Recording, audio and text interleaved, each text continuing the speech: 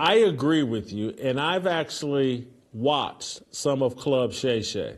And I know you're seated. Brace yourself. Steve, big news out of Los Angeles and Fox Sports headquarters. Shannon Sharpe is leaving Undisputed at the conclusion of the NBA Finals, breaking up with Skip Bayless.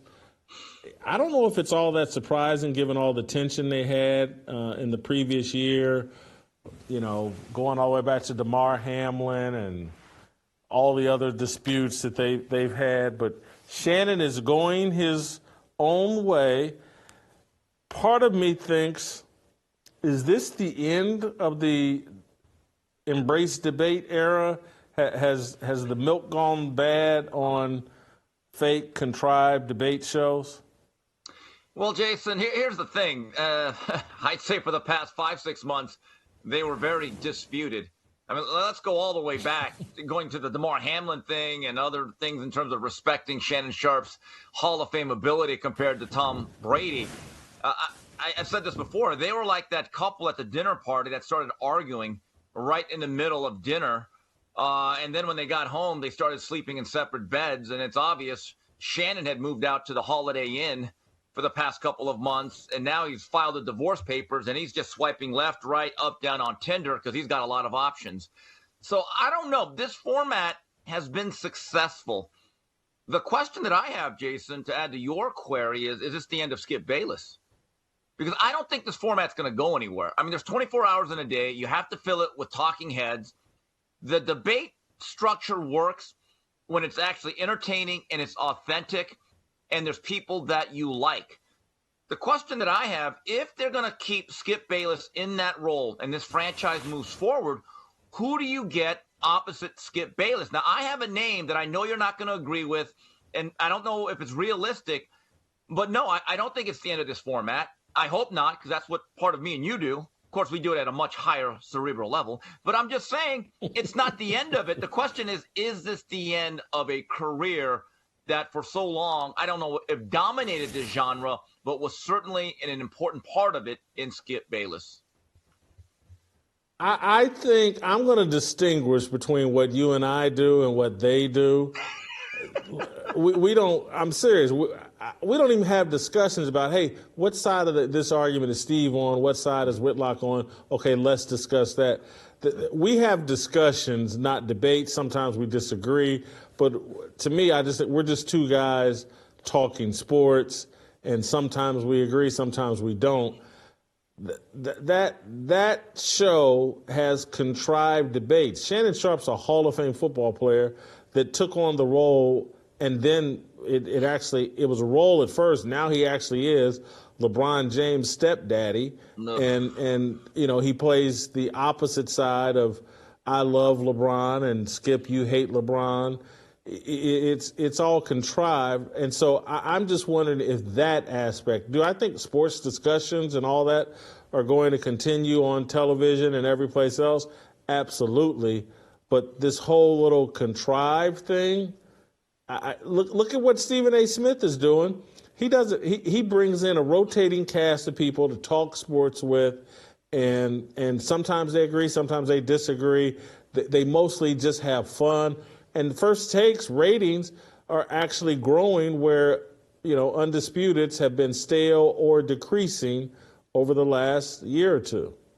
Jason, I completely agree with you there that if it's contrived where you are forced to take the black or white side and there's never any gray area, there's an issue. Because it's just forced, it's contrived, it's fake, it's phony, it's not fraudulent. Me and you, most of the times we agree, and when we disagree, it's obviously when you're wrong. But putting that aside, we're always good-natured about it, right? You're right. I mean, could you imagine if me and you did a show, daily show like that, a Korean in a black house, thinking about it, we could call it The Riot. I mean, it would be Baffa. It would play in Peoria. I don't know about Koreatown. All the rooftop Koreans, they may feel a certain way, but it'd be great. But honestly, I would never want to do a show where you're telling me you have to take this position because your co-host is taking that position. I think people see through that. It's not authentic, and it does not work. Now, this is interesting about Shannon Sharpe. I actually congratulate him for this move because if he's going to go fully independent, and again, I have no clue what he's going to do here, and he's just going to say, you know what? I'm going to do the Shannon Sharpe Network. I'm going to go full renegade and do what Pat McAfee was and use the platform that I've already built to be who I am and say whatever the hell I want. Anyone else be damned. You're not going to censor me. I want to applaud him. And I just happened to look at the numbers on YouTube for his podcast network or channel. Has over 1 million views. That is very substantial. He's got something there that he can ride. But again, now it's more work now. Now because becoming an owner has responsibilities. Okay, you're not just an employee, and you know this, Jason. You made a similar type of transition. Now you got to be on top of everything. I don't know if he really wants to do that. On the flip side, Skip Bayless, who certainly Hold for 1 second. Hold for 1 second. Hold for 1 second before we get. I want to respond to your take on Shannon Sharpe, and then we'll get to Skip Bayless. I agree with you, and I've actually watched some of Club Shay, and I know you're seated. Brace yourself. Club Shay ain't bad. That is the best of Shannon Sharpe. It's a totally different persona. He actually comes across like a decent talk show host. The guests enjoy him. He enjoys the guest. They have good conversation. He's not a horrible interviewer. The guy can actually host the show. And I think you're 1,000% right that he could end up being the black Pat McAfee. A FanDuel or one of these gambling companies may come in and drop a bag on him to be associated with his show. And the other thing, I just keeping it all the way for, and everybody that's watched this show knows I have problems with Shannon Sharpe and his race baiting and all that. But Shannon has a work ethic. He's not afraid to go it alone and put the work in. So I do think Shannon going solo actually has a lot of upside, and I do think he's going to be fine. Pat Blackafee. It's catchy. Kind of like that. You know, but the overall point is, and I was a huge Shannon Sharpe fan when he was a player. He's in my Mount Rushmore of tight ends. He's actually underrated as a player, believe it or not. And I know people say he can't block. Look, he had a running back rush for 2,000 yards behind him in that offensive line. He had to be getting in the way of somebody. But the problem became in the last year or so, especially with that unfettered defense of LeBron James, he went from being a really funny character to an uncomfortable caricature. And it's that fine line that I think you have to be able to kind of toe. And you're right about Shannon as an interviewer. I saw most of the stuff that he did with Deion Sanders. Because of his stature, and maybe because he's also black, let's be honest, he has a way of engaging some of these subjects and bringing out certain answers and discussions that maybe other people can't, and it works.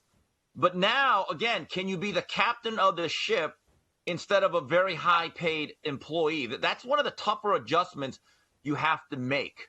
So this is going to be interesting, but again, I salute Shannon Sharpe for this, because I went through this a couple years ago. If you have to go into a workplace every day or do a job that you don't like and you're unhappy, that in itself is like a prison sentence. It is. And so I'm telling you, people that have listened to me criticize Shannon Sharpe, like, how come he's never said these things before? Well, because, you know, mostly I was never in position or the topic didn't come up. But right. I get why Shannon thinks he was a bigger deal on Undisputed than Skip. And Skip had control of the show, and that's why Shannon was frustrated. But that's what Shannon signed up for. Yes. And so I don't think it was fair to complain, well, it's Skip's show and Skip controls it and blah, blah, blah. That's what you signed up for, bro. And I thought Shannon's attacks on Skip Bayless were unfair. I thought some of the stuff at the end is related to Damar Hamlin, skipping work and all that, very unprofessional, getting offended because Skip says something about Tom Brady and being a better player.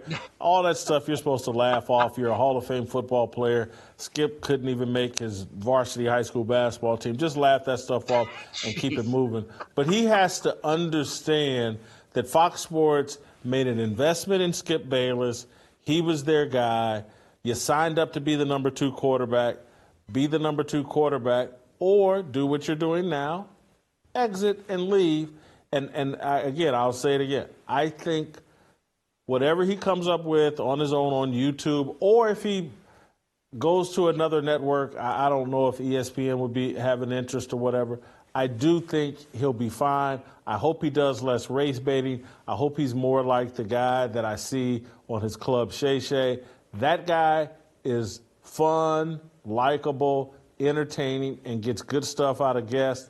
No problem with Shannon Sharpe in that regard. Don't miss a second of Fearless. Hit that like button and subscribe to keep up with all of our latest content.